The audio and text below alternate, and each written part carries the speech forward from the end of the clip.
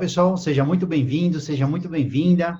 Essa aqui é o Reunião de Equipe. Eu sou Ricardo Dias Savoldelli, médico fisiatra. Estou aqui com meus dois grandes amigos, Ricardo Protetti e Luiz Felipe Sírio, pais. E hoje a gente vai falar aqui sobre movimento, sobre estratégias biomecânicas, enfim. Bom, pessoal, eu fiz medicina, eu entrei na faculdade de medicina para trabalhar com medicina esportiva. Sempre fui apaixonado por esporte, por movimento. Entrei na medicina ABC em 1997, fiz a faculdade até 2002, passei na residência. Na minha época não tinha medicina esportiva, queria fazer alguma coisa relacionada com esporte e acabei optando pela fisiatria, medicina física e reabilitação. Eu acho que me deu uma bagagem excelente, sou apaixonado pelo que faço e trabalho com toda essa parte de reabilitação. Eu vejo fisiatra, não somos muito comuns por aí, né? Somos poucos, acho que é a segunda especialidade com menos especialistas no Brasil. Então, tem muita gente que não conhece fisiatra, muita gente que nunca trabalhou, nunca passou, mas enfim. Eu vejo o fisiatra como um gestor da reabilitação do paciente, não um case manager. Então, todo paciente com alguma incapacidade, com alguma função, com alguma alteração do movimento, o fisiatra consegue ter uma visão e trabalhando em equipe com fisioterapia, terapia ocupacional, profissional de educação física, psicólogo, fonoaudiólogo, psicomotricista, enfim, a gente consegue fazer com que o paciente tenha a melhor qualidade de vida e a melhor independência possível. Fiz a minha residência lá na Santa Casa, em São Paulo. Putz, aprendi muito com o pessoal lá, Dr. Sérgio Lianza, Dr. Ciro, Dr. Cláudio, doutora Patrícia, Dr. Eduardo. Meu grande mestre, Dr. Gilbert Bang, que me ensinou demais, muito do que eu sei hoje foi por culpa dele. E foi ele também que começou a me levar para esse mundo do esporte, né? Ainda na residência comecei a passar com ele numa clínica, numa academia que tinha aqui em São Paulo, chamada Unisys Arena. É uma academia voltada muito para o tênis. A partir daí me apaixonei também pelo esporte, já gostava do tênis, mas vendo a parte mais técnica, mais de reabilitação, prevenção de lesão, e fui seguindo o meu caminho, né? Depois disso, eu passei um ano em Goiânia, trabalhando num centro de reabilitação por lá, que chama CRER. Voltei para São Paulo, fui preceptor no Lar Escola São Francisco. Eu ensinava os residentes, né, que seriam futuros fisiatras, na parte de lesão medular e alterações neurológicas. Depois fui para Portugal, trabalhar num centro de reabilitação, lá no sul de Portugal. Fiquei 3 anos e meio. Depois passei mais um ano, um pouquinho mais na Espanha, uma cidade do lado de Madrid, que é chamada de Torrejón de Ardoz, trabalhando no centro de saúde e num hospital em Alcalá de Henares, Príncipe de Astúrias, uma experiência também excelente, foi muito boa. Acabei voltando para o Brasil e aqui trabalhando em hospitais grandes aqui em São Paulo, né? Durante todo esse percurso, atendi pacientes das mais diversas idades, com as mais diversas patologias. Um desses hospitais, acabei começando a dar um curso, fazer parte, né, de um curso de pós-graduação, falando sobre lesões musculoesqueléticas. Fui trabalhar no São Paulo Futebol Clube como médico lá também. Trabalhei no Santo André, São Bernardo, passei por alguns times aí.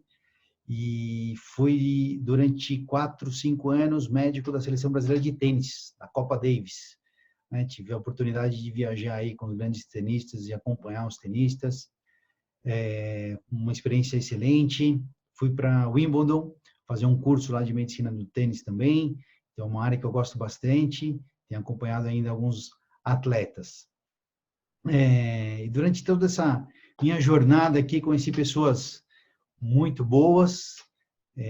2 delas estão aqui hoje com a gente. Gostaria de falar com o Ricardo primeiro. Eu o conheci antes de entrar na faculdade, um ano antes. Entrei na faculdade, ele depois entrou na faculdade também e seguimos juntos aí. Acabamos nos separando, né? E depois nos reencontramos novamente.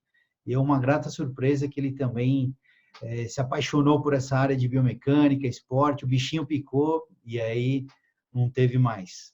Nos reencontramos há alguns anos e sempre conversando nessa possibilidade de fazer alguma coisa juntos e tal. A gente tem um pensamento muito semelhante, temos uma sinergia muito grande na maneira de pensar, na maneira de ver o movimento, na maneira de ver o aluno ou o paciente, né? E, enfim, conversando, resolvemos criar essa reunião de equipe aqui. Já vamos falar por quê. Mas antes disso, gostaria de chamar o Ricardo aqui, para ele se apresentar e falar um pouquinho mais dele. Ricardo, diga-nos. Fala, galera. Muito boa noite para todo mundo. Como o Palinha já me apresentou aqui, meu nome é Ricardo Protetti.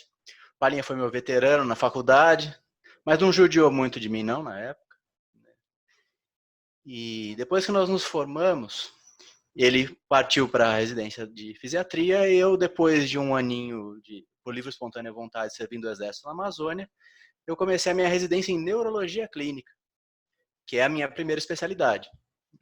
Na neurologia clínica eu também fui para a área de neurofisiologia, com avaliação com eletroencefalograma, com polissonografia dos distúrbios do sono e na eletroneuromiografia com as doenças neuromusculares. E eu atuei por muitos e muitos anos exclusivamente na neurologia. Só que junto com a neuro, eu sempre fui um entusiasta dos esportes, principalmente dos esportes de luta. Eu fui lutador por 20 anos. Os últimos 7 aqui eu tive um professor que até que é mais ou menos, né, Felipe? Tive um professor de Shaolin do Norte que é razoável, mais ou menos. E nesse período em que eu treinava, eu comecei a me lesionar. Eu comecei a me machucar, apesar de orientações sobre a respeito de excesso de volume, apesar de quando a gente não entende de esporte, a gente acha que quanto mais a gente treinar, melhor a gente vai ficar. E não é bem assim, depois eu fui aprendendo. Mas eu comecei a me lesionar, aí eu sempre li que para prevenir as lesões eu deveria treinar musculação. E fui para isso e não só não melhorei, como acabei piorando das lesões que eu fui adquirindo e eu percebi que estava errado. Tinha alguma coisa que não estava funcionando como deveria funcionar. Assim, já que nós temos que usar o exercício para consertar e eu não estou conseguindo fazer isso, eu vou fazer eu mesmo. Aí eu optei por ingressar na Faculdade de Educação Física e na pós-graduação de Medicina do Esporte, lá no Cefit, no Centro de Estudos de Fisiologia do Exercício e Treinamento, com o professor Fernando Torres. Terminei ambos os cursos, me formei profissional de Educação Física, pós-graduei em Medicina do Esporte, fiz a prova de título e fui aprovado pela Sociedade Brasileira de Medicina do Esporte. E desde então eu venho fazendo muitos cursos para aprender a usar o exercício como ferramenta terapêutica, tanto para recuperar a saúde, quanto para melhorar a performance das pessoas que me procuram, de uma maneira que elas consigam fazer de forma segura, sem angariar lesões e lesões como eu fiz comigo mesmo, né? Treinando de uma maneira equivocada. E hoje a gente consegue, com a nossa equipe aqui, FormMed, oferecer um serviço de avaliação e prescrição de exercício com um nível de detalhes muito maior do que se encontra por aí, né? A avaliação dura um período inteiro para ser feita e a gente faz avaliação antropométrica, faz calorimetria indireta, calcula gasto energético do treino para a nutricionista poder prescrever a dieta de forma adequada, faz teste cardiopulmonar para a gente poder prescrever o aeróbio de forma adequada, faz uma avaliação postural com testes dinâmicos e uma avaliação de flexibilidade para identificar padrões alterados de movimento, encurtamentos patológicos, coisas que possam vir a gerar complicações articulares no futuro. Uma avaliação proativa, vamos procurar tendências a que um problema se desenvolva, não vamos esperar ele acontecer para depois a gente tentar correr atrás. Mas muitas vezes a pessoa já nos procura com um quadro patológico instalado, né? E nessa hora a gente precisa de alguém para apagar o incêndio. E quem apaga os incêndios para a gente é o Luiz Felipe Círio Paes, nosso fisioterapeuta aqui da equipe, que agora vai se apresentar para a gente. Boa noite, pessoal. Sejam bem-vindos aqui na nossa reunião de equipe, dando continuidade à apresentação. Eu sou fisioterapeuta formado pela Universidade Federal do Rio de Janeiro. Eu me formei em 2000 e acabei mudando do estado do Rio aqui para São Paulo, para a cidade de Botucatu. E chegando aqui, eu queria continuar estudando. Eu estava no Rio também, ia fazer mestrado lá. Vim para cá e comecei a trabalhar com alguns médicos e acabei entrando no mestrado na Unesp para estudar lombalgia, para estudar a doença que mais afeta pessoas no mundo, né? Praticamente, e na fisioterapia a gente, se sabe atender a coluna, a gente não vai passar fome nunca. E sempre fui um entusiasta do esporte, como o Ricardo falou. Juntamente com a fisioterapia, eu fiz toda a formação em Kung Fu, né? Então, fui treinando Kung Fu desde a época da faculdade. Chegando aqui, eu vi que o Kung Fu não era muito bom e comecei a dar aula de Kung Fu. Em 2007, 2008, né, Rick?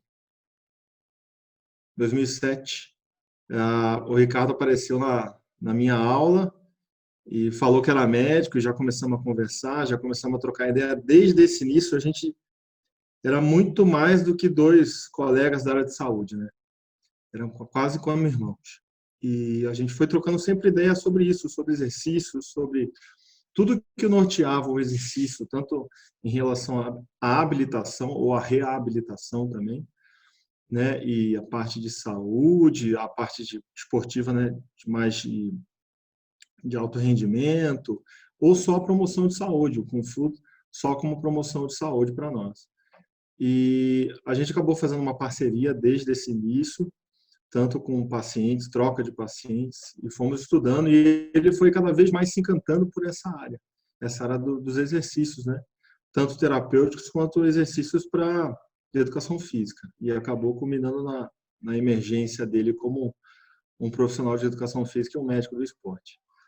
Bom, continuando eu fiz a formação pela Unesp, acabei terminando o mestrado em 2005 e continuei a carreira como fisioterapeuta aqui em Botucatu e fui cada vez mais me aprofundando sempre nos estudos de cinesiologia, biomecânica. Sempre a gente está atento a isso, porque não adianta você tratar pacientes com meios físicos, como eletroterapia, e se você não entende a principal arma que a gente tem, que é a cinesioterapia. E para todo mundo, né? Para qualquer doença física, basicamente, você tem que entender o que o Ricardo falou, saber avaliar, saber perceber o que você está procurando ali naquele paciente, que alterações que ele pode ter que possam dar indícios de lesões antigas, lesões atuais e lesões futuras também. E sempre a gente buscou isso daí, a nossa parceria sempre nisso, e sempre a gente discute muitos casos, né? E o Ricardo veio me apresentar fazer algo mais, trazer algo a mais para os profissionais que estão no mercado que têm uma formação deficitária. E a gente trazer a nossa bagagem, o nosso estudo, Palhinha, como médico fisiatra que já trabalhou em vários locais, né, tem uma experiência muito vasta. O Ricardo, com a sua gama grande de conhecimento, desde a medicina até a educação física, eu vou tentar ficar aqui junto com eles, tentar não atrapalhar e ajudar um pouco mais, mas tentar trazer a minha experiência como fisioterapeuta e tentar mostrar com que vários fisioterapeutas, né, não sabem, às vezes, progredir o seu tratamento para indicar esse paciente para um bom educador físico, para um personal trainer, e fazer essa conexão, esse link da reabilitação para a atividade esportiva, né? E a pessoa, às vezes, vai para a atividade esportiva, se relesiona e acaba tendo que voltar na fisioterapia. Às vezes a gente acaba tendo que voltar ele no médico para fazer um novo diagnóstico físico, para tentar achar o que aconteceu de errado ou o que deixaram, né, acontecer de errado na progressão do tratamento. Basicamente é isso. Nós vamos tentar fazer esse link para vocês. Vai, Palhinha. Legal. Show de bola. Pessoal, vocês não têm ideia de como é bom poder conversar com duas pessoas que entendem do movimento e da função como esses dois, né? Ter um neurologista que entende de neurofisiologia, que entende de movimento, entende de esporte, é uma coisa assim impressionante, impressionante. E o Luiz tem um conhecimento também assim que putz, todo dia eu estou aprendendo com eles, aqui é muito gratificante. E por que nós resolvemos fazer, nos reunirmos e fazer essas reuniões aqui de equipe e abrir para todo mundo? Alguns motivos. O primeiro, eu estou cansado, eu cansei de ouvir muito médico tendo uma visão errada do movimento, né? O que eu ouço de paciente chegando no consultório, chegando no ambulatório e falando que, doutor, eu estou com dor, aí eu passei no ortopedista, ele falou para eu parar de fazer exercício. Eu falei, peraí, como? Né? Na verdade, o exercício para a gente é tratamento, né? Então, para mim é um absurdo, né? Ouvir dizer que um paciente está com dor, ele tem que parar de fazer, tem que ficar em repouso, né? Repouso e anti-inflamatório. É um absurdo isso, é um absurdo. Realmente, quando a gente começa a entender o movimento, a função, a gente percebe que o exercício faz parte de uma prevenção e de um tratamento, né? E assim como um medicamento, ele tem indicação e tem contraindicação. O que eu ouço também de paciente acima de 60 anos, principalmente, que doutor, estou com uma dor nas costas, dor no joelho, o médico pediu para fazer hidroginástica. Putz, mas hidroginástica tem, sim, né, suas indicações, mas tem contraindicações também, né? E não é isso que vai melhorar a pessoa, né? Então, passei no ortopedista, vai lá fazer fisioterapia. Gente, não é vai lá fazer fisioterapia, né? A fisioterapia você tem que ter objetivos, você tem que ter todo um planejamento terapêutico, que a gente chama, né? E, enfim, e são poucas as pessoas que têm essa noção. E uma das coisas que a gente sempre tem conversado muito é o seguinte, é a força do vizinho, né? Então, por mais que a gente fale, por mais que a gente tente explicar para os pacientes, às vezes, não, mas olha, o meu vizinho, ele está tomando esse remédio, o meu vizinho está fazendo aquilo. Então, o que a gente chegou à conclusão? A gente poderia muito bem ficar no nosso mundo, né? Ter os nossos profissionais da nossa equipe trabalhando conosco, ajudando os nossos pacientes e pronto. Mas a gente resolveu expandir isso, né? Poder trabalhar isso com mais gente, poder dividir isso, poder aprender com mais gente também, realmente trocar ideia, ter esse ponto aqui, essa reunião de equipe para trocar ideia com vocês. Então, nos juntamos e falamos, como que a gente pode expandir isso, né? Porque uma vez que um paciente se beneficia de um exercício, que ele não precisa tomar remédio, que ele não precisa fazer uma cirurgia, ele vai falar para mais outra pessoa, e para mais duas, e para mais três, e assim vai criando uma corrente do bem, que as pessoas vão entendendo que o exercício tem que fazer parte da vida deles, que o exercício melhora um monte de coisa e que ele pode ser usado como tratamento e como prevenção de inúmeras lesões, né? Musculoesqueléticas nem fala, mas a parte cardiovascular, a parte obesidade, diabetes, tudo isso pode ser utilizado de uma maneira, o exercício de uma maneira muito positiva.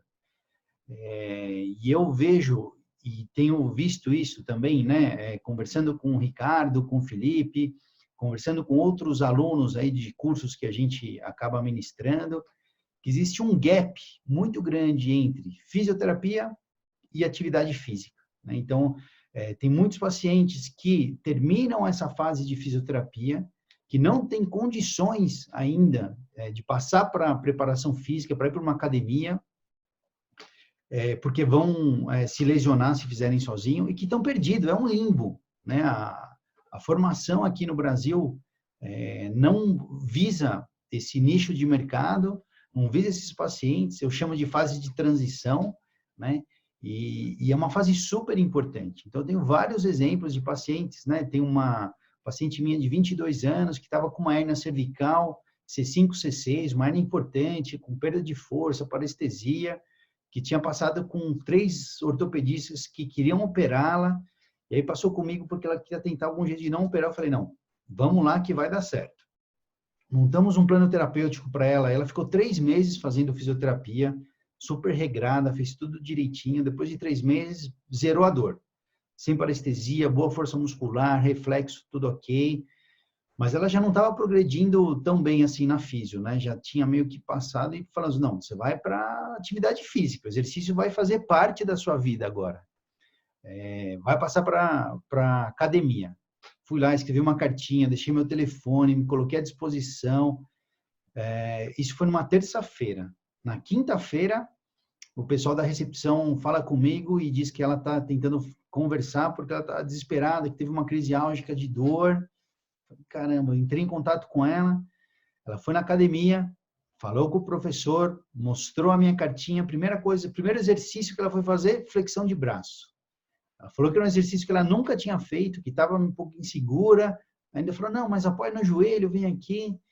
Ela acabou fazendo uma hiperextensão cervical, uma sobrecarga aqui de paravertebrais, deu crise de novo nela. Felizmente, pediu uma outra ressonância, felizmente estava bem, não teve nenhum decréscimo, nenhuma alteração, né, do disco, nenhuma compressão maior, mas tinha um processo inflamatório ali também. Ela teve que voltar para a físio, fez mais 2 meses de físio para depois ser liberada. Então, igual a ela, tem N histórias aí de pacientes que perderam muito nessa fase de transição. Hoje, eu tenho uma equipe, e o Ricardo e o Felipe também têm uma equipe, que conseguem ter uma conversa muito boa, né, para realmente multiplicar os conhecimentos e para o aluno ou o paciente ter um benefício disso, mas eu sei que tem muita gente que não tem, né? Eu sei que tem muita gente que não consegue ter esse tipo de trabalho e é uma pena. E o que a gente quer é isso, é que mais pessoas percebam essa importância, que mais pessoas entendam, né, dessa fase de transição e que mais alunos venham procurá-los para poder passar por isso. Desculpe, alunos ou clientes ou pacientes, como vocês queiram chamar, né? Então, esse foi um dos motivos que a gente resolveu fazer esse encontro aqui. Outro motivo é que a gente percebe como eu posso dizer, um conceito muito errado de médicos e de pacientes, né? Então, tem muito médico e muito paciente que acha que a cirurgia é o final. Não, vou operar e vou ficar bom. E a gente não tem essa visão, né? Nós acreditamos que a cirurgia é parte de um processo de reabilitação. E aqui no Brasil a gente não tem essa cultura, mas lá fora, o paciente tem dor, ele não vai no ortopedista. O paciente tem dor, ele vai num fisiatra, vai num reumatologista, se ele for atleta, estiver fazendo algum esporte, alguma coisa, ele vai para o médico do esporte. Dependendo do país, ele passa no médico de família para depois ser encaminhado. Ele vai para o ortopedista só em último caso, se realmente nada deu certo para ele e ele tem que operar, né? Obviamente, o paciente caiu, quebrou um braço, quebrou a perna, ele vai para o ortopedista, mas depois volta para o fisiatra, volta para a equipe multidisciplinar, se possível interdisciplinar, para poder continuar trabalhando. Então, não existe essa coisa de, fez a cirurgia, está ótimo. Por melhor, tecnicamente, que tenha sido uma cirurgia, se ele não fizer um bom processo de reabilitação, não tiver um bom processo de transição, a função dele e a qualidade de vida provavelmente vão para o espaço, né? Então, isso tem que ser muito bem colocado. Dificilmente o nosso público tem essa noção, né? E só profissionais que trabalham em equipe conseguem ter essa visão também bem clara, né? Então, eu queria saber aí do Ricardo o que ele acha dessas afirmações e desses motivos aí. Ricardo?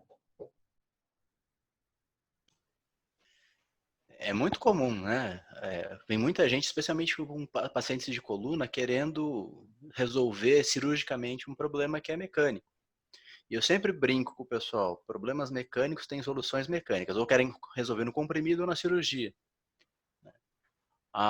É muito comum a gente ver pessoas que fizeram mais de uma cirurgia e que continuam com dor. Porque eles continuam gerando o estresse mecânico, muitas vezes se faz uma artrodese, se limita a mobilidade de um nível da coluna, sobrecarregando os níveis acima e abaixo. E é muito comum a gente ver reincidência, sendo que na hora que o paciente entra, às vezes até antes da gente examinar, do jeito que ele senta na cadeira, você já acha qual que é o motivo do problema que ele está tendo.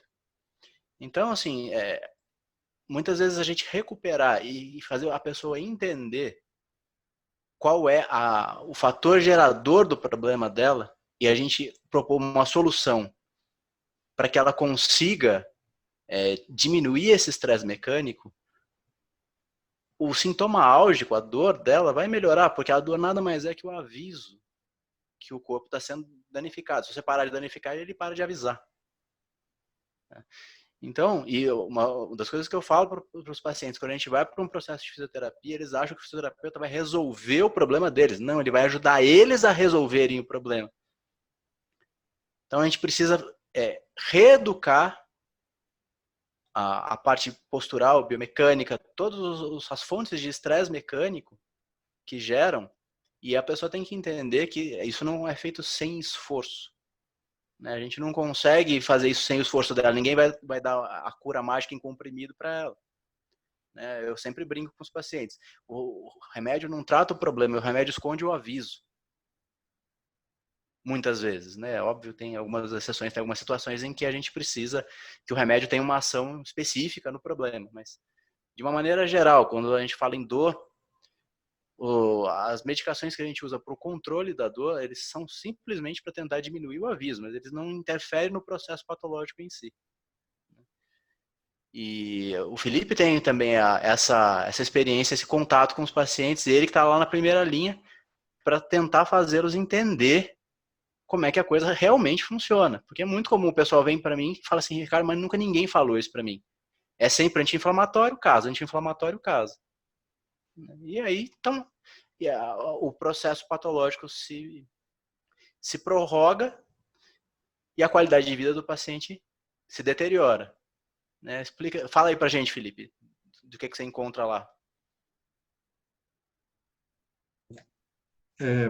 Pessoal, isso é uma briga, né? Não estou dizendo que isso é quase uma guerra com os pacientes. A preguiça é imensa. As pessoas acham que ligar choquinho vai resolver o problema deles. Muitas pessoas, mas muitas, as pessoas chegam lá querendo fazer a fisioterapia que eles conhecem, que é choquinho, ultrassom, laser e vai para casa.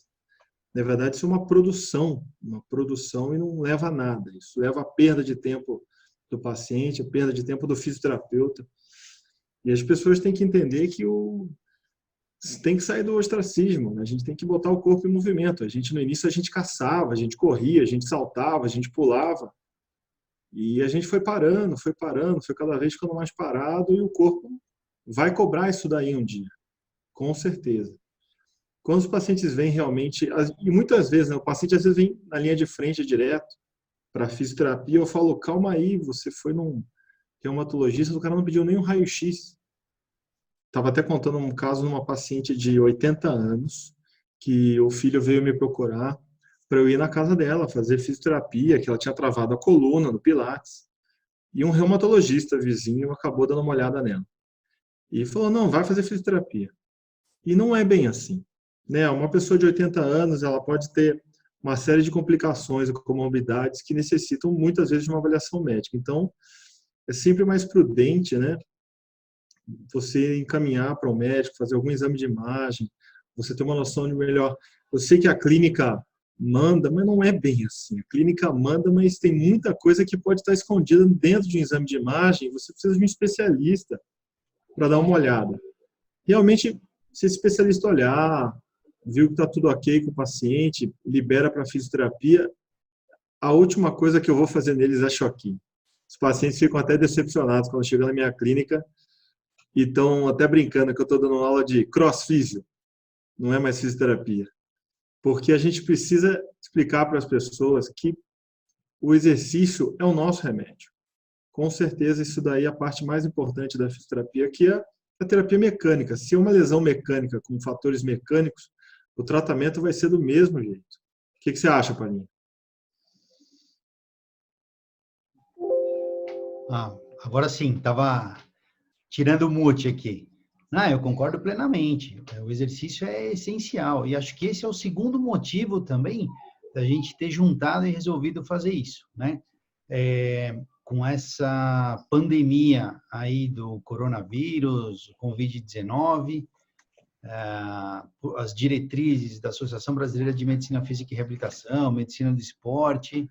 Não sei como que foi o CREFITO aí, né? O que eles falaram, mas a princípio todas as academias, consultas, sessões de físio que não seja nada urgente, ela deve ser parada agora, né?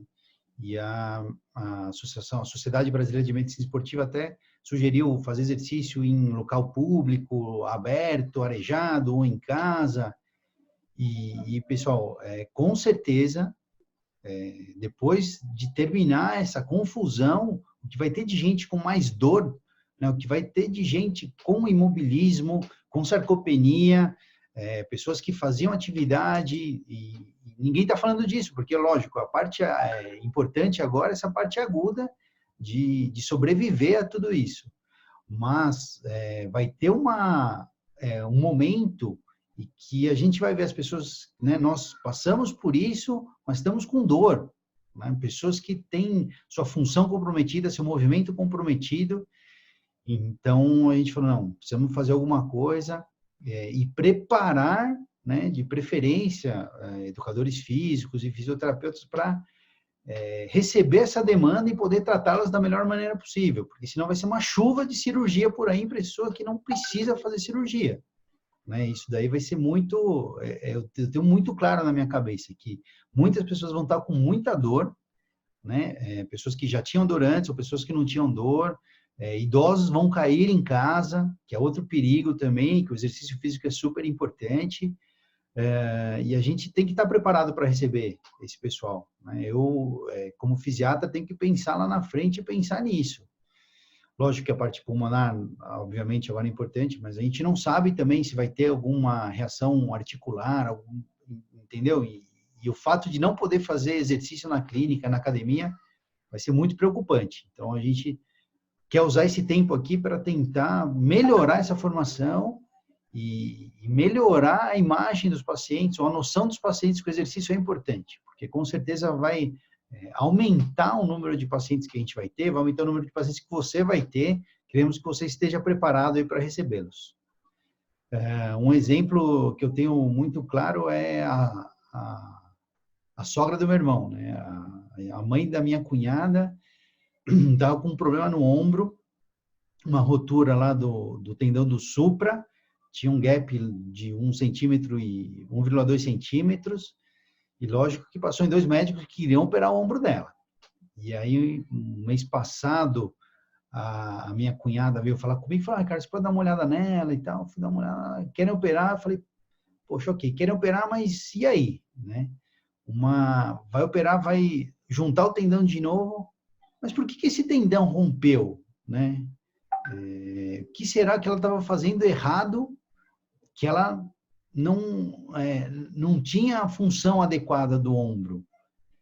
Vendo a postura dela, tinha uma postura cifótica, com protrusão de ombros, isso altera completamente a biomecânica do ombro, tem uma sobrecarga enorme, grande. E aí eu perguntei para ela e para mim, eu falei, ok, mas qual é a programação antes da cirurgia, né? Cirurgia e depois da cirurgia? Ela, não sei, o médico só falou que queria operar e depois ia fazer fisioterapia, mas será que é só isso? Né? A minha mãe e a minha tia, elas têm rotura do supra e não operaram, não deixei operar e não vão operar, porque elas estão com uma ótima função justamente porque fazem exercícios. Então, o ombro é isso. E é o que o Ricardo falou, né? Vai talvez mascarar, o remédio mascara a dor, mas não vai tratar a causa da dor. Uma analogia que eu sempre faço para os pacientes é o seguinte, você tem o seu carro, quebrou a roda. Vão lá e vão consertar a roda. Legal. A roda vai estar boa de novo. Mas por que você quebrou a roda?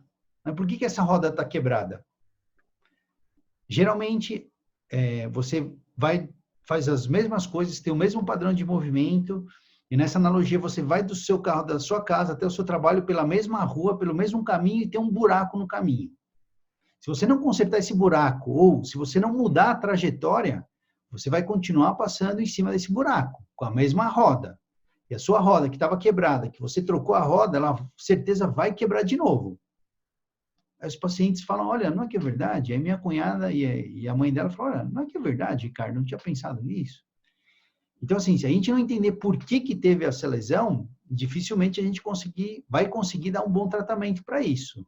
Gente, o ombro é tão complexo, uma articulação tão complexa, que a gente tem que tomar um cuidado redobrado, né? Então, Ricardo, você pode falar um pouquinho mais para a gente aí sobre esse complexo do ombro? Vamos lá. Então, galera, como o Palinha falou, é muito comum os pacientes nos procurarem, e às vezes eles vêm para mim para avaliar a hérnia cervical, né? E na consulta, com alguns testes simples e é só uma observação do padrão postural, a gente já vê que provavelmente esse problema não é cervical, ou pelo menos não é só cervical. Então, para a gente entender por que as coisas acontecem, a gente precisa entender um pouquinho dos mecanismos que desencadeiam lesão para a gente poder procurar, né? A gente só consegue procurar o que a gente conhece. Então, vamos dar uma olhadinha nele aqui.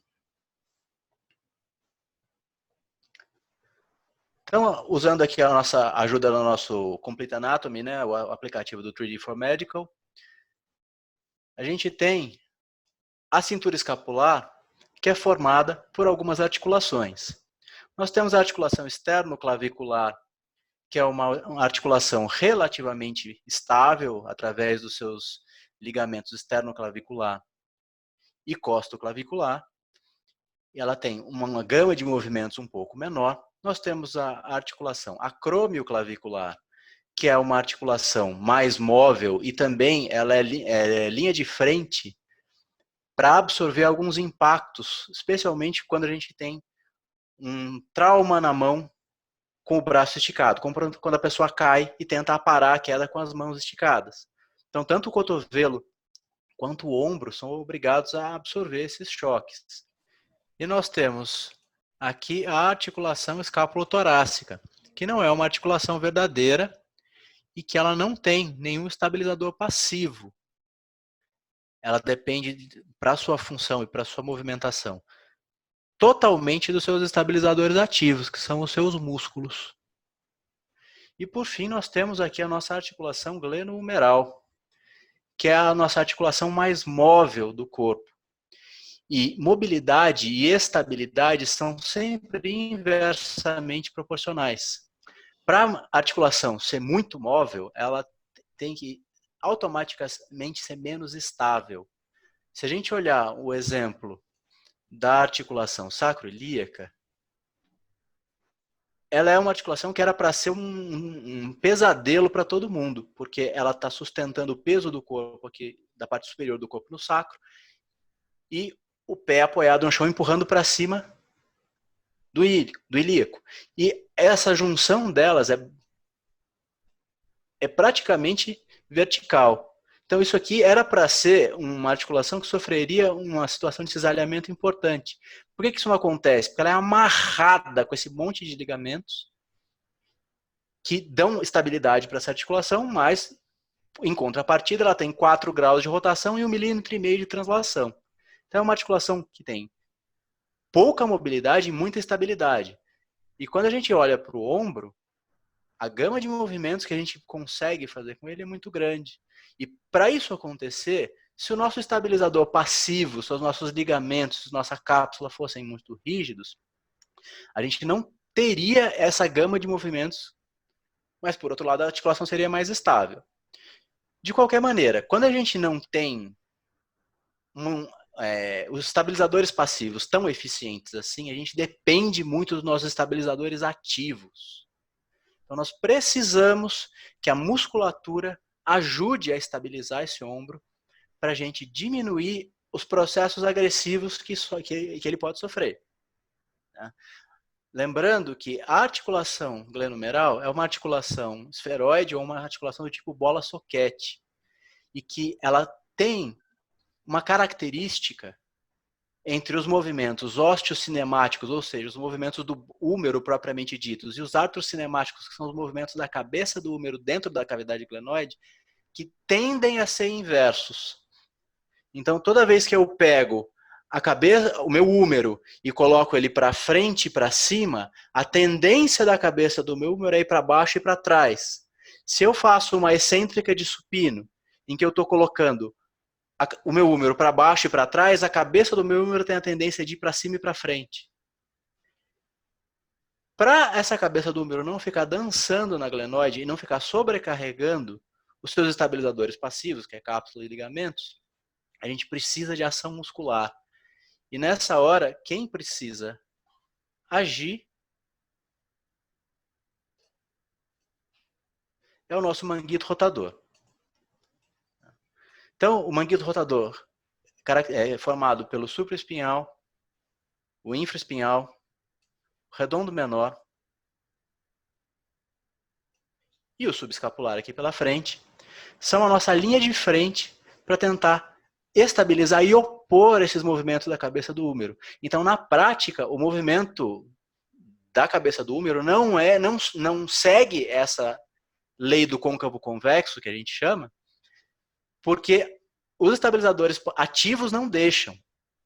Agora, quando a gente tem um estabilizador ativo deficiente, esse movimento vai ocorrer e a gente pode começar a sofrer um estresse na estrutura da articulação. Então, usando o exemplo da fase excêntrica do supino, a hora que a gente faz a descida, o nosso subescapular, aqui, ele é a nossa linha de frente para impedir o deslocamento anterior, a translação anterior da cabeça do húmero, e ele vai impedir esse movimento até o momento em que ele consegue estabilizar a cabeça do húmero. A partir do momento em que ele não consegue mais, acontece essa translação. Portanto, quando a gente vai decidir até onde o nosso cliente deve descer a barra do supino, nós devemos palpar aqui na região anterior, logo à frente do deltoide, a cabeça do húmero e pedir para ele realizar o movimento excêntrico. Assim que o estabilizador não conseguir mais manter, você vai sentir a cabeça do húmero projetando para frente, ele vai começar a empurrar o seu dedo. É essa hora que você deve parar o movimento do seu aluno, pedir para ele voltar um pouquinho e descer só até ali. Se você quer que ele desça mais, melhore a função do subescapular dele. Só que para o manguito conseguir trabalhar, a gente nota que ele se origina da escápula. A escápula é quem ancora o manguito. Um exemplo que eu uso quando eu vou explicar isso. Imagine que você foi passear com o seu cachorro na rua e resolveu entrar numa padaria e teve que amarrar ele numa árvore, porque não deixava ele entrar na padaria. Quando você... Aí, na hora que você vai amarrar o seu cachorro, você foi lá e amarrou ele numa árvore de galho verde, daquelas bem molinhas. Se enquanto o cachorro estiver relativamente parado, ele não consegue ir para o meio da rua. Ele fica ali preso, a coleira consegue segurar ele. Agora, se ele puxar essa coleira para valer, a árvore de galho verde vai entortar junto com ele. E aí ele vai conseguir ir lá para o meio da rua. Para eu conseguir que ele não vá para o meio da rua, eu tenho que amarrar esse cachorro numa árvore de galho firme. Então, quando a gente faz um exercício de membro superior sem ancorar a nossa escápula, através da musculatura, que ancora, que são os romboides e as 3 porções do trapézio, a gente está permitindo, a gente está amarrando o nosso cachorro numa árvore de galho verde. A hora que esse manguito contrair para valer, para tentar impedir que a cabeça do húmero fique dançando na glenoide, em vez dele segurar, a escápula vem junto. Então a árvore dobra e o seu cachorro consegue ir para o meio da rua. A cabeça do húmero consegue dançar dentro da glenoide, fazendo movimentos excessivos, tracionando excessivamente os estabilizadores ativos e cápsula. E possivelmente gerando lesões. Além disso, uma função escapular ineficiente faz com que o posicionamento do acrômio mude. Isso pode reduzir o espaço subacromial, que é esse espacinho aqui, ó, que fica logo abaixo do acrômio e a cabeça do húmero. Então, quando a gente tem uma função escapular ineficiente, a gente pode ter essa escápula em depressão, protração, rotação superior, rotação inferior, tilt, alamento. E todas essas alterações podem fazer com que o espaço subacromial reduza. E isso pode fazer uma tendência ao impacto. especialmente quando a gente usa uma técnica de exercícios subótima, porque a gente tem aqui essa estrutura, que é o tubérculo maior do húmero. Quando a gente faz movimentos no plano frontal e não no plano da escápula, que é um plano que se localiza a 30 graus aqui do plano frontal, quando a gente tira o ombro do plano da escápula, coloca ele no plano frontal e pede para fazer movimentos em rotação interna de húmero, a gente pode começar a impactar o tubérculo maior contra o acrômio. O tipo de acrômio que nós temos, o acrômio reto, o acrômio curvo ou o acrômio ganchoso, pode interferir e predispor o acontecimento desse impacto. E isso pode gerar esse arco doloroso. Em compensação, quando a gente faz a rotação externa do húmero, a gente joga esse tubérculo maior para trás do acrômio, aumenta o espaço subacromial e diminui o estresse que acontece nas estruturas subacromiais. Então, fazer os exercícios numa situação posicionando o braço com a fossa cubital para cima, a mão até pode ficar para baixo, desde que a fossa cubital esteja para cima. A gente diminui a ocorrência desse tipo de impacto. Tá? Lembrando que ele não é o único tipo de impacto que tem, depois nós vamos conversar um pouquinho, tanto sobre o impacto posterior, quanto o impacto coracoide. Tá? Mas o impacto subacromial, que é o mais comum e é o que nós normalmente mais observamos, ele pode ser modificado, melhorando uma função muscular e melhorando um ancoramento de escápulas. Tá? E com isso a gente consegue começar a reabilitar nossos clientes, nossos pacientes, muitas vezes sem cirurgia. E esse processo de utilizar melhor os estabilizadores ativos, ele não é um processo intuitivo. Hoje você pede para alguém fazer uma retração escapular, a maior parte das pessoas não sabe nem como começar. Né? E como o professor Eder Lima, que foi uma das pessoas que me formou através do curso dele, o BOP, ele sempre diz, cérebro não entende exercício, cérebro entende tarefa.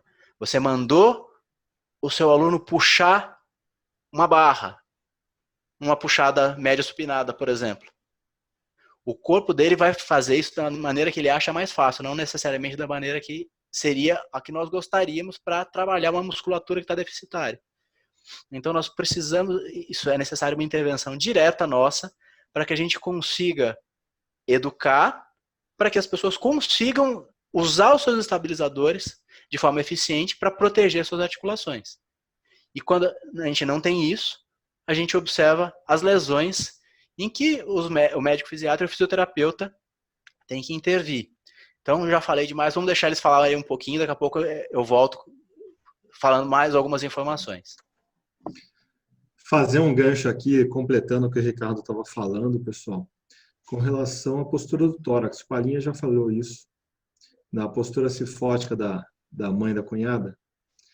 E se o tórax está em hipercifose, ele vai contribuir muito para a falência desses músculos que são retratores da escápula. Né? Os músculos vão ter que fazer muito mais força para vencer essa curva da cifose torácica. E daqui um dos grandes vilões. Torácica. É o nosso inimigo maior aí, o peitoral menor. Eita carinha duro. Duro de achar, duro de palpar e duro de alongar. Todo mundo reclama. Quando a gente faz sessão de RPG no pessoal, na hora que você toca no peitoral menor, o cara nunca mais esquece. É muito doloroso, é um músculo postural, né? Então, a nossa hipercifose torácica, ela vai contribuir muito para a falência desses músculos aí. E muitas pessoas saem, a pessoa, eu falo para todo mundo, endireita esse tórax, levanta, a pessoa acha que o tórax está ali, sei lá, é só uma transição entre o pescoço e a lombar. Cara, o tórax guarda o pulmão e os corações. Não fica judiando muito dele. Ele pode entrar em falência um dia. Então, ele guarda uma coisa muito importante. E a mobilidade torácica, muitas pessoas têm uma imobilidade torácica muito precoce. Eu vejo pessoas com 20, 30 anos que não conseguem fazer extensão torácica. Ela só faz extensão cervical e extensão lombar. Então, o seu aluno ele precisa de uma atenção maior, um aquecimento, técnicas de mobilidade que vão melhorar a mobilidade do tórax delas. Porque senão, se o tórax estiver hipercurvo, com uma hipercifose, a escápula já vai estar, já pode ficar calada, já pode ficar protraída, já pode ter o tilt, só pela posição. E além do mais, né, não é só a posição, a fraqueza muscular é mais importante. Então, esses pacientes que eles têm já dor no ombro, né?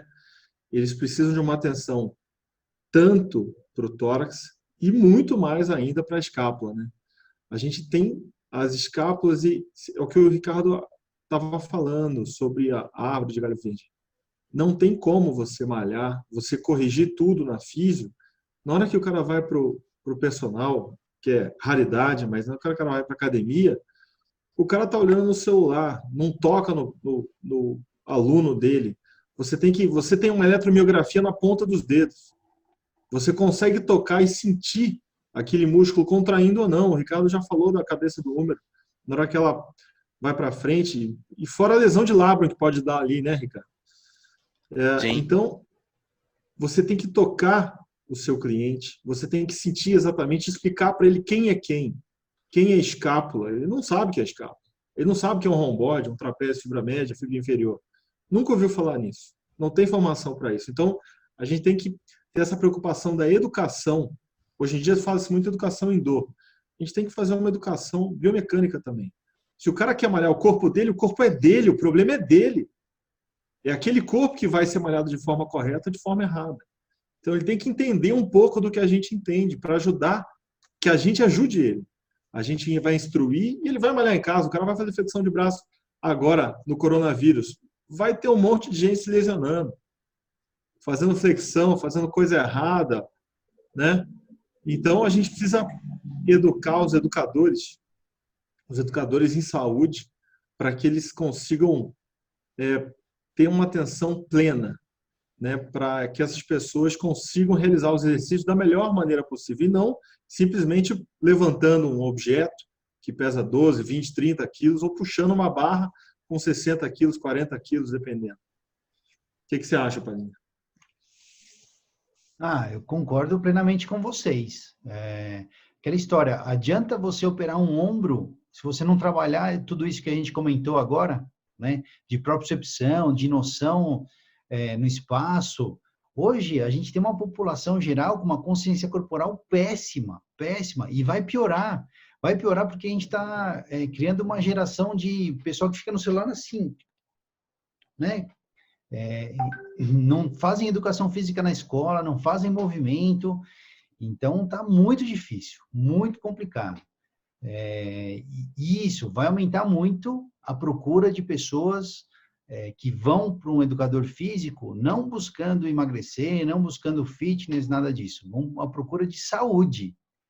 E eu quero, né, nós queremos que vocês estejam preparados para recebê-los, para avaliá-los, para conversar, para passar os exercícios corretos. Então, o Ricardo falou uma coisa importantíssima aqui. Quantos de vocês, quantos de nós, né? Porque era uma coisa também que eu não fazia ideia antes de ter falado com ele, a gente já tinha conversado sobre isso lá atrás, e foi uma das coisas que me encantou. Falou, Ricardo, a gente precisa falar isso, cara, a gente precisa mostrar isso para todo mundo, né? No supino, essa elevação, até que ponto que você pode fazer ou não. Então, são detalhezinhos que fazem a diferença, né? Que vão diferenciar vocês do mercado de trabalho. E essa diferença que eu quero que meus pacientes tenham, né? Então, é isso. Ricardo, mais alguma coisa aí para mostrar para a gente? Vamos lá. Então, galera, para a gente poder prescrever o exercício de maneira adequada, nós precisamos avaliar os nossos alunos. É muito comum hoje, chega a pessoa na academia, faz uma avaliação muitas vezes burocrática, né, e a gente não consegue identificar qual é a real necessidade dos nossos clientes. Então, é muito comum as pessoas terem a indicação de uma atividade física por um médico, cardiologista, ortopedista, e elas procuram os profissionais e depois vêm para mim, uma vez que se machucaram realizando essas atividades. E a hora que a gente avalia, a gente encontra uma série de padrões musculares alterados e que podem predispor essas lesões que elas tiveram quando alguns exercícios são prescritos de forma desavisada. Então, a avaliação funcional eficiente, em que você consegue realmente identificar processos de encurtamento patológico, processos de hiperatividade muscular, processos de inibição recíproca por esse quadro de hiperatividade, eles podem fazer toda a diferença de você conseguir dar saúde para o seu e dar qualidade de movimento para o seu aluno, ou você transformá-lo num paciente. Se você não avalia, você não identifica que essa pessoa tem uma alteração na função escapular dela, muitas vezes ela tem um padrão de depressão, protração, rotação inferior e tilt, e que isso normalmente acontece por causa de uma ação hiperativa do peitoral menor, uma ação deficiente do serrátil anterior, uma ação deficiente do trapézio. Vamos pôr o trapézio. Depois vamos tirar o trapézio de um lado. Se a gente tem uma ação deficiente do trapézio, e se a gente não recupera essa musculatura, e muitas vezes a gente não entende por que as coisas acontecem. A gente vê muitas vezes em livro, na rotação inferior, o romboide está encurtado. Agora, isso é fator causal ou é simplesmente uma consequência de acomodação de uma musculatura afásica, que não tem características tônicas e que tende à inibição e atrofia? Então, se a gente não consegue identificar quais são os fatores que são realmente os fatores causais e que estão gerando aquele problema, muitas vezes a gente não consegue pensar numa intervenção eficiente. E muitas vezes a gente precisa de uma avaliação melhor porque a dor no ombro nem só de impacto subacromial ela vive, né? Nós temos também outros tipos de impacto que são específicos de algumas modalidades. Então nós temos o impacto coracoide. O coracoide é aqui o nosso ossinho, essa orelhinha aqui da escápula, e que muitas vezes a gente pode ter uma compressão do tendão do subescapular contra ele. Isso aqui é um impacto interno. Tá? Aqui nessa figura a gente consegue ver aqui o tendão do subescapular e o coracoide. Dependendo dos movimentos em que a gente faz a rotação interna com o braço em flexão de 90 graus, normalmente a gente pode ter esse tipo de impacto. Nós temos o impacto interno, aqui uma outra visão, aqui o processo coracoide e aqui o tendão subescapular. Então, normalmente, os movimentos de flexão e rotação interna podem fazer com que o coracoide pressione, faz com que o tubérculo menor do húmero pressione o tendão do subescapular. Nós temos o impacto interno, que acontece agora pela rotação externa. Então, normalmente, a gente pede para a pessoa ficar em rotação interna para diminuir o impacto subacromial. Mas quando a pessoa faz movimentos de rotação externa mais amplos, mais excessivos, nós podemos comprimir o tendão supraespinhoso dessa maneira aqui, com a porção posterior da cabeça do húmero contra a porção superior da cavidade glenoide e faz espreme esse tendão nesse espaço. Então a gente pode ter outros tipos de impacto e nós precisamos conhecer as características biomecânicas da pessoa que nós estamos atendendo e que nós vamos prescrever exercício para saber se a gente pode ter algum desses outros tipos. E saber avaliar e saber prescrever o exercício para essas pessoas faz toda a diferença, como eu falei, entre promover saúde ou fazer com que ele transformar ele num paciente.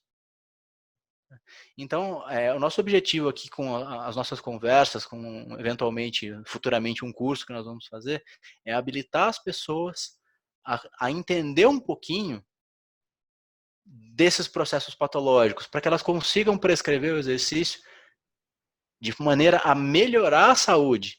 E a performance é uma consequência disso. Porque muitas vezes a pessoa está acostumada a fazer exercícios com pesos mais elevados e ela não quer mudar a técnica dela. A gente fala assim, a pessoa que já treina há muito tempo, convencê-la muitas vezes a fazer um ajuste desse e que, por exemplo, mudar a elevação lateral do plano frontal para o plano escapular, em que muitas vezes pela redução de braço de movimento do deltoide vai fazer com que ela reduza a carga, muitas vezes ela se rebela contra isso. E se a gente tiver um poder de convencimento através do nosso conhecimento, a gente consegue fazer com que ele mude isso e preserva essa articulação por um tempo mais prolongado, porque a gente tem que lembrar uma coisa muito importante: dor, em boa parte das afecções osteoarticulares, é um sintoma tardio. Ele não dói a hora que está quebrando, ele dói depois que já quebrou. Então, depois que já tem um processo patológico instalado, aí a gente começa a ter dor. Tanto que é muito mais comum hoje na avaliação das supostas tendinites de manguito rotador, a gente não encontrar um processo de paratendinite. A gente encontrar uma tendinose, que é um processo degenerativo do tendão. Então, é um processo que não é agudo. Esse tendão já está sendo agredido há um bom tempo. Então, se a gente for esperar a dor acontecer para a gente intervir, a gente está chegando no aniversário depois que já cortou o bolo, todo mundo já comeu todos os docinhos. A hora da gente intervir é antes da dor acontecer. Então, nós precisamos saber avaliar e identificar prováveis ou potenciais problemas que essas pessoas possam vir a ter, e a gente intervir antes de lesionar. Porque depois é muito mais complicado. Aí a gente reabilita e muitas vezes a pessoa volta, como o Felipe falou, para o mesmo processo, para o mesmo tipo de atividade que ela fazia. Ela não mudou nada, ela continua com um quadro postural desfavorável, ela continua gerando estresse mecânico na articulação, e essa, como o Palinha falou, vai quebrar de novo, vai passar no buraco, vai estourar o pneu novo. Tá? E até porque, uma vez que a gente degenera algumas estruturas, nem sempre a gente consegue voltar elas para a sua integridade original. Tá? Então, eu sempre brinco com os pacientes de hernia de disco. Cada crise de dor que você tiver vai fazer com que a próxima aconteça com mais facilidade, vai precisar fazer menos coisa para desencadear o processo, e ela vai embora com mais dificuldade, porque a estrutura vai ficando cada vez mais danificada. Tá? Então, a gente conseguir identificar padrões musculares alterados e intervir de forma proativa antes de lesionar é sempre o nosso objetivo. Agora, depois que a gente já se encontrou, que é muito comum hoje, a gente já recebeu o paciente já lesionado. Nós precisamos saber como fazer para voltar à função dele. O fisioterapeuta vai reabilitar aquele processo. E se for um fisioterapeuta bom como o Felipe, ele vai tentar identificar padrões e vai tentar já começar esse processo corretivo ali. Mas ele tem um limite do que ele consegue fazer com o equipamento que normalmente a gente encontra em clínicas de fisioterapia. Chega um ponto em que a carga que ele consegue dar, o corpo já está completamente adaptado a ela. A gente precisa de sobrecarga. Esse é um dos princípios científicos do treinamento. E para a gente conseguir dar mais sobrecarga, a gente precisa fazer isso de forma segura. Vai lá, Palinha. E Felipe, o que vocês têm a falar sobre isso? Eu ia falar uma coisa assim que eu acho de suma importância, uma coisa que a gente já sabe muito bem. Padrão alterado de movimento. É muito mais fácil você educar, né, no início do que você já pegar uma pessoa que já tem um padrão alterado há muitos anos. E você falou isso muito bem. Então, desde o início, né, eu brinco que eu falo assim para os meus pacientes, vamos fazer os educativos de escápula. Então, antes de você começar a trabalhar costas, a trabalhar peito, trabalhar ombro, trabalhar bíceps, primeiro você vai explicar para ele como que a escápula funciona, que músculos ela tem, quais movimentos eu vou poder começar a fazer sem atropelar o entendimento dele. Você não vai direto explicar uma coisa super complicada, que nem você estava falando do supino. Primeiro você tem que educar a pessoa. E ela tem que entender mais ou menos o que você entende. Não adianta você passar um minutinho ali explicando. Você precisa treinar essa musculatura corretamente para que ele consiga efetivamente fazer uma musculação de alto nível. Então, o pessoal estava falando sobre a percepção do seu aluno naquele exercício que ele está fazendo, se realmente é aquilo que você quer que ele sinta. Quando você está fazendo um fortalecimento em si, ele tem que sentir o fortalecimento. Felipe, como trocou a tela, você começa a falar de novo, por favor? Beleza.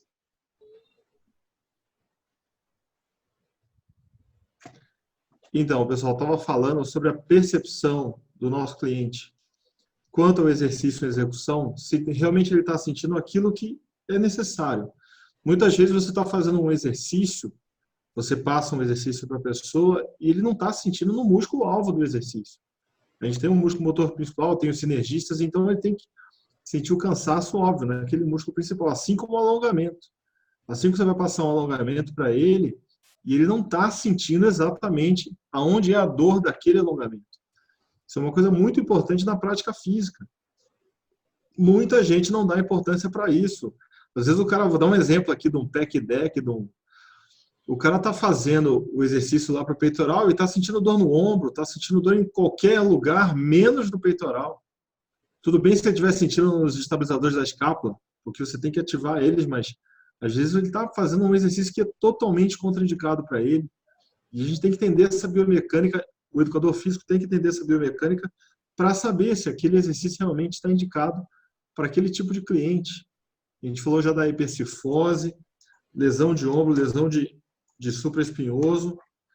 Então, não é todo mundo, não existe protocolo. Existe talvez um protocolo de avaliação, né, Rick? Sim. Mas um protocolo de exercícios é totalmente individualizado, tanto com frequência, duração, volume, intensidade. Cada um vai sentir de uma maneira e cada um tem a necessidade. Fala, Rick. A própria avaliação, ela tem que ser individualizada. Porque muitas vezes você tem um protocolo, mas ele não é suficiente para aquele problema que a pessoa tem. Você tem que saber como sair dele. Mesmo que você já tenha um protocolo escrito, às vezes você fez uma avaliação no ombro e você viu que aquela pessoa ela tem probabilidade de ter uma lesão. Você não pode ficar só naquilo, você tem que esmiuçar melhor essa avaliação para você identificar. Então, até a avaliação não dá para seguir protocolo receitinho de bolo. Isso daí todo mundo devia fazer, todo mundo tem que dar atenção para isso. E os educadores físicos, mais do que ninguém, se a gente está na linha de frente do tratamento, né, o fisiatra, o fisioterapeuta, eles estão na linha de frente para quase todo mundo, porque está a febre, né, é uma febre de exercício e está todo mundo se lesionando. Eu não vou nem falar de CrossFit, pelo amor de Deus.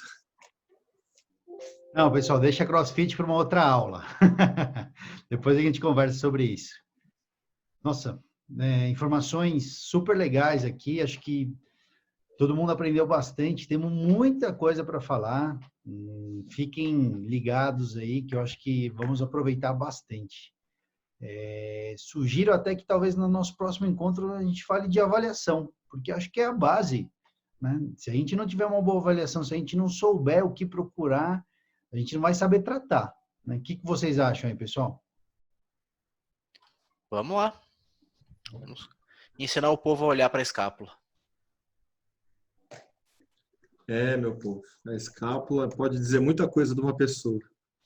Olha, não quero ver ninguém trabalhando com pacientes, clientes, alunos com dor no ombro sem olhar a escápula, hein? Pelo amor de Deus, tem que trabalhar a escápula, certo?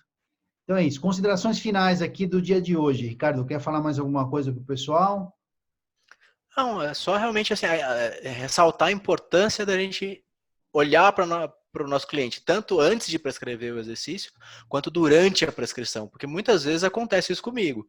Eu imaginei que seria possível realizar um exercício X, e a hora que a gente vê na prática, a pessoa às vezes ainda não tem condição de iniciar. A gente não pode ficar orgulhoso, a gente precisa saber que a gente precisa adaptar nossa prescrição de treinamento para a realidade da pessoa. Mesmo com a melhor avaliação, muitas vezes a gente só vai conseguir identificar alguns problemas enquanto ela está fazendo o exercício, né? Ou muitas vezes até numa situação fora de exercício no seu dia a dia. Tem muito paciente que eu avalio olhando como é que ele está sentado na sala de espera. Porque a hora que ele está sentado na minha frente, ele sabe que eu estou olhando para ele. Então, é importante a gente olhar, especialmente quando a pessoa não sabe que ela está sendo avaliada, porque ela vai te mostrar como é que ela realmente é. E aí a gente pode identificar alguns problemas que ficam até mais difíceis de ser identificados numa situação de avaliação propriamente dita. Legal. Felipe? Bom, o que eu ia falar, como eu sou, minha especialidade é tratamento, é exatamente sobre isso que o Ricardo estava falando. Durante a execução, a importância do olhar clínico na execução do exercício. Você tem que estar ali atento, olhando, palpando muitas vezes, para você saber exatamente se aquele músculo está ativado. É o que eu falei, a gente tem uma eletromiografia, né, Henrique? Aqui na ponta dos dedos, a gente consegue sentir a contração muscular na ponta dos dedos. Então, é muito importante que você esteja dando um feedback na postura dele, na escápula dele, ali em loco. No momento do exercício, você tem que estar ali, junto com ele, executando o movimento com ele no início. Óbvio que depois ele vai aprender esse movimento, ele vai saber posicionar a escápula dele corretamente, mas ali, quando você vai começar o trabalho, você vai fazer educação escapular, você tem que estar ali olhando, palpando, sempre atento, nada de celular. Ah, gente, academia está uma beleza, né? O WhatsApp pipoca na academia. O pessoal, em vez de estar olhando para o cliente, está ali olhando para outra coisa. Então, é muito importante esse in loco, realmente essa avaliação durante todo o processo, não só da reabilitação, né, mas do processo que o seu cliente está ali começando a fazer exercício. É a hora mais importante, é a hora de você educar ele corretamente. É ali o início do novo aprendizado de padrão de movimento. O corpo ele não entende. Isso ele vai, como o Ricardo falou, ele vai executar a tarefa. Então, é hora de você dar uma tarefa um pouco mais específica para ele e você mostrar um padrão correto. Muitas vezes você faz primeiro e aí você pede para a pessoa fazer e ali durante o movimento você vai educando ela. Depois você vai subir a carga. Depois você vai pensar em performance. Primeiro é a educação. Educação é tudo. Legal, muito bom. Bom, pessoal, por hoje é só. Ficamos por aqui. Nos siga nas redes sociais. Se inscreva no nosso canal do YouTube. Vão ter sempre vídeos muito legais com informações importantíssimas aqui para nós e para os nossos pacientes, clientes, alunos, etc. Tá bom? Se tiver alguma dúvida, alguma sugestão, deixe nos comentários. Nós vamos responder tudo aqui da melhor maneira possível. Beleza? É isso aí. Valeu e até o próximo vídeo.